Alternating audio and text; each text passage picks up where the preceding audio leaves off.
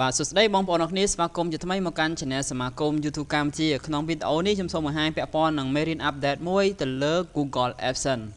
បាទបើសិនជាបងប្អូនពេញចិត្តនឹងការរៀនរបស់ខ្ញុំឬក៏ចង់សិក្សាពាក់ព័ន្ធនឹង YouTube សូមចូលមកកាន់ Channel សមាគមកម្ពុជាបន្តមកទៀតសូម click Subscribe ចុច Notification ដើម្បីទទួលបានមេរៀនថ្មីៗពាក់ព័ន្ធនឹង YouTube បាទអញ្ចឹងបច្ចុប្បន្នបងប្អូននឹងទទួលបានពាក់ព័ន្ធនឹងសារមួយដែលគេហៅថា Text Document គឺពន្ធអញ្ចឹងក្នុងឆ្នាំ2021 YouTube បាន update ក៏ដូចជា Google Adsense បាន update ឲ្យយើងដាក់ពន្ធបាទដាក់ព័ត៌មានពន្ធដែលសមស្របទៅលើប្រទេសរបស់យើងអញ្ចឹងនៅពេលបច្ចុប្បន្ននេះគឺខាង Google Adsense គេឲ្យយើងដាក់បន្ថែមនៅពន្ធមួយទៀតដែលគេហៅថា claim ពន្ធចំណុចត្រង់នេះមានថាយើងអាច claimប្រាក់ដែលខាង Google Adsense កាត់ចេញពីយើងតាមរយៈពន្ធ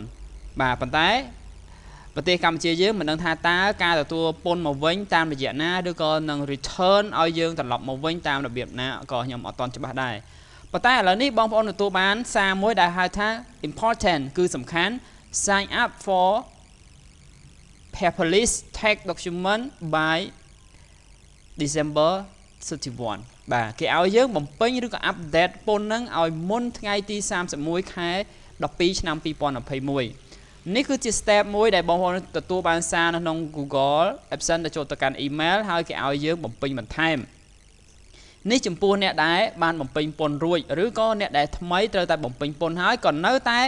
បំពេញបន្ថែមនៅចំណុចនឹងដែរបាទនេះគឺ step គេមាន7ចំណុចទី1គឺ sign in ទៅកាន់ Google Adsense ទី2គឺ click ទៅកាន់ payment ហើយយើងចុចទៅ manage setting ហើយទៅកាន់ payment profile ហើយចុចកន្លែង manage tax information ហើយយើងចុច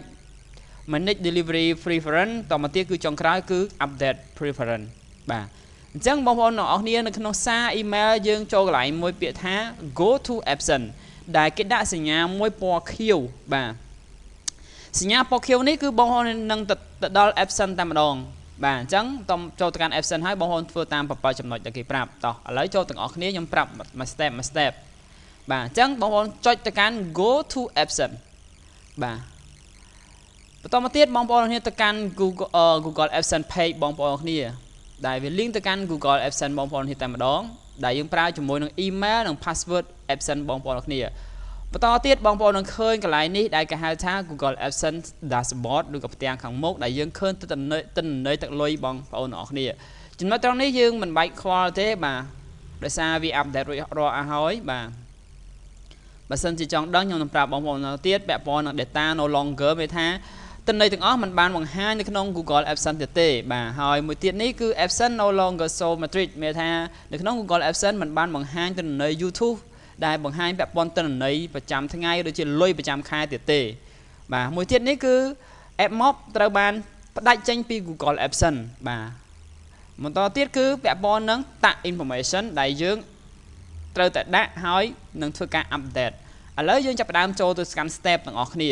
បាទគេឲ្យយើងចុចអីបងប្អូនធ្វើតាមគេទី1ចុចថា click payment បាទកន្លែងណាដែលគេហៅថា payment នេះខាងឆ្វេងដៃរូបសញ្ញាដុល្លារគឺជា payment បងប្អូននេះចុចតាមផគេដែលផ្ញើសារ email មកចុចថា payment បន្ទាប់ចុច payment ហើយបងប្អូននេះគេឲ្យធ្វើអីទៀតគេឲ្យចូលទៅកាន់ manage setting បាទឥឡូវរងចាំទាំងអស់គ្នាយើងចូលទៅកាន់ manage setting គឺនៅកន្លែងឈ្មោះរបស់យើងនេះដែលហៅថា manage setting យើងចុច manage setting នៅកន្លែងឈ្មោះហ្នឹងមកបន្តទៀតគេឲ្យធ្វើអីគេឲ្យយើងចុចថា payment profile and click edit tax information អញ្ចឹងយើងអស់មកខាងក្រោមបន្តិចយើងនឹងឃើញពាក់ព័ន្ធនឹង tax United States tax info អញ្ចឹងបងប្អូនចុច edit កន្លែងសញ្ញាខ្មៅដៃនេះឬក៏សញ្ញាប៊ិចនេះតែម្ដងបាទយើងចុចបន្តមកទៀតគេឲ្យយើងចុចថា manage tax info បាទបងប្អូនតាមគេណានេះគេឲ្យថា manage tax info បាទអូខេ manage tax informationអញ្ចឹងយើងចុចថា manage tax information បាទអញ្ចឹងបន្តមកទៀតបងប្អូនមើលបន្តទៀតបាទយើងចុចទៅលើ manage delivery preference បាទយើងចុចទៅលើ manage delivery preference នេះ manage delivery preference កន្លែងនេះគឺយើងអត់បំពេញអីទេដោយសារពន្ធរបស់យើងត្រូវបានបញ្ជាក់រួចហើយដែលត្រូវកាត់ 30% ទៅលើតាក់នៅក្នុងសហរដ្ឋអាមេរិក បាទនិយាយតាក់កន្លែងនេះបងប្អូនកុំច្រឡំណាគឺរាល់ view មកពីអាមេរិកទៅលើ copyright ទៅលើ default upload អីទៅមក sport information ទាំងអស់គឺកាត់ 30% ទៅលើតាក់មកពីអាមេរិក view មកពីអាមេរិកប៉ុន្តែ view មកពីស្រុកផ្សេងគឺពន្ធទៅកាត់ទៅតាមប្រទេសមួយបាទ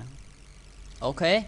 បាទអញ្ចឹងបងប្អូននេះធ្វើតាមគេគឺគេឲ្យចុចថា manage delivery preference ចុចតាមខ្ញុំមកបាទពាក្យហ្នឹងទោះបីជាបងប្អូនអត់ចេះភាសាអង់គ្លេសក៏យើងអាចធ្វើបានប៉ុន្តែត្រូវតែរៀនចំណាំពាក្យបាទរៀនចំណាំពាក្យតមកទៀតគេឲ្យថា go paperless បាទ paperless and click update delivery preference តាមពិតកន្លែងហ្នឹងវាដាក់ខុសអាទី7ហ្នឹងណាយើងត្រូវចុចកន្លែងនេះ select ហើយគេឲ្យយើងអាននៅអា preference delivery agreement បាទបន្ទាប់ពីយើងអាននៅ delivery agreement ហ្នឹងហើយបាទច្បាប់របស់គេដែលយើងត្រូវតែបំពេញគេហៅថាស្រកឲ្យយើង accept ជាមួយនឹង term ដែលកាត់ពន្ធហើយជាមួយនឹងឯកសាររបស់យើងស្របច្បាប់ជាមួយអត្តញ្ញាណប័ណ្ណរបស់យើងស្របច្បាប់បញ្ជាក់ថាយើងគឺជាម្ចាស់រឿងជាមនុស្សនៅក្នុង Google Adsense ហ្នឹង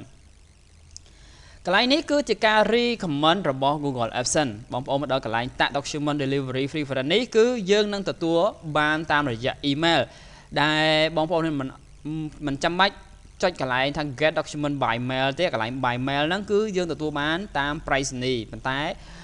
Google Adsense គេធ្វើឲ្យគេហៅថា security ដោយសារឥឡូវបងប្អូននេះបើក two step នៅក្នុង email អញ្ចឹងវាកាន់តែ protect information គេហៅថា personal information ឧទាហរណ៍ពេលខ្លះបងប្អូននេះទទួលបានឯកសារពេលខ្លះគេ hack មើល hack អីអាហ្នឹងវា information បងប្អូននេះបាទអញ្ចឹងគេដាក់ security two step នៅលើ email ហើយគេចាប់ផ្ដើម update ទៅលើពន្ធអញ្ចឹងកន្លែងហ្នឹងយើងចុចខាងលើ go paperless recommend មានថាយើងទទួលយល់ស្របតាមរយៈការណែនាំរបស់ Google Adsense ផ្ទាល់ទៅហើយយើងអស់មកឆ្វោកមកមានថាយើងបានអានរួចរាល់នៅអត្ថន័យដែលគេហៅថា agreement គឺច្បាប់ដែលយើងទទួលហើយយើងចុចថា I accept the paperless delivery agreement មានថាមកទេពេលយើងចុច accept នឹងហើយមានយើងគេនឹងផ្ញើសារមកកាន់ email បងប្អូនអរគ្នានៅឯកសារពន្ធដែលយើងអាចនឹង claim ដែលហៅថា claim ហ្នឹងគឺទទួលបានព្រឹកប្រាក់ដែលគេកាត់ចេញពី Google Adsense បងប្អូនគ្នាទទួលបានរាល់ខែហ្នឹងគេកាត់អញ្ចឹងយើងនឹងអាចទទួលបានឯកសារហ្នឹងដើម្បី claim នៅពន្ធប៉ុន្តែកម្ពុជាយើងមិនដឹងថា claim របៀបម៉េចទេព្រោះពន្ធហ្នឹងគឺមិនដឹងថាយកតាមណាដែរអញ្ចឹងយើងរងចាំបន្តទៀតនៅការ update ថ្មីរបស់ Google Adsense តើឯកសារនោះវាផ្ញើតាម email មកតើយើងអាចយកលុយនោះតាមរយៈ bank ធនាគារយើងបានអត់ព្រោះជាទូទៅរាល់មួយឆ្នាំម្ដងយើងត្រូវការ claim នៅលុយដោយបងប្អូននេះកាត់ប្រាក់ខែអញ្ចឹងអាការពន្ធកាត់ទុកហ្នឹងរៀងរាល់ឆ្នាំយើងអាចទទួលបានឬក៏ពេលចូលនិវត្តន៍យើងអាចទទួលបាននៅប្រាក់ត្រឡប់មកវិញប៉ុន្តែបាទភាពពិតជាក់ស្ដែងយើងរងចាំទាំងអស់គ្នាបាទជុលលើហើយណាតែនៅក្នុង Google Adsense គេបានបញ្ជាក់ណាពន្ធនេះនឹងអាច return គេហៅថា claim ពន្ធនៅពេលដែលយើងទទួលបានអញ្ចឹងយើងគ្រាន់តែចុច update delivery preference ទៅរួចជាការស្រេចដោយមិនចាំបាច់ធ្វើអីទាំងអស់តែប៉ុណ្ណេះគឺឯកសារពន្ធរបស់គ្នាគឺស្របច្បាប់ហើយគ្រប់គ្រាន់ទៅលើឆ្នាំ2020ដែលធ្វើការ update នេះហើយបាទអរគុណវីដេអូនេះមានប៉ុណ្្នឹងទេបងប្អូនសង្ឃឹមថាគ្រាន់តែចុច update ហ្នឹងគឺរួចរាល់ហើយចំពោះបងប្អូនដែលបំពេញពន្ធគឺអាចមើលវីដេអូចាស់បានហើយខ្ញុំនឹងភ្ជាប់ link ទៅកាន់វីដេអូចាស់ដើម្បីធ្វើការ update ជាមួយគ្នាគ្រាន់តែចុច manage delivery preference អស់មកខាងក្រោម click line នេះគឺចុច update delivery រួចជាការស្រេចបាទធ្វើម្ដងហើយក៏យើងអាចធ្វើម្ដងទៀតពេលខ្លះយើងច្រឡំថាតើយើងបានធ្វើអត់ឬក៏អត់បានធ្វើអញ្ចឹងបាទអរគុណច្រើនកុំភ្លេច subscribe ទាំងអស់គ្នាដើម្បីទទួលបានមេរៀនថ្មីៗពាក់ព័ន្ធនឹង YouTube បន្តទៀតបាយបាយ